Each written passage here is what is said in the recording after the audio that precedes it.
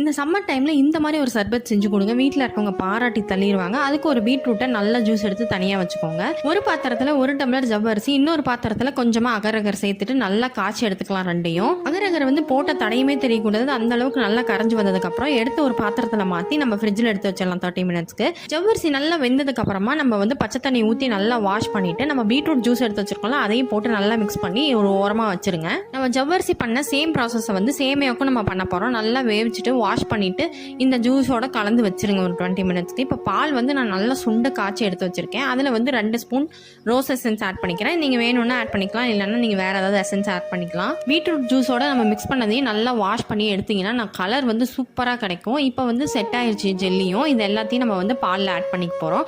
நான் வந்து எக்ஸ்ட்ராவாக 2 ஆட் பண்ணியிருக்கேன். பாதாம் பிசின், சப்ஜா, இது 2 ஆட் பண்ணிக்கோங்க. உங்களுக்கு பிடிச்ச ஃப்ரூட்ஸையும் நீங்கள் ஆட் பண்ணிக்கலாம். அவ்வளோதான், நம்மளோட சர்பத் வந்து ரெடி ஆயிடுச்சு. ட்ரை பண்ணி பார்த்துட்டு எப்படி இருந்ததுன்னு கமெண்ட் செக்ஷனில் சொல்லுங்கள்.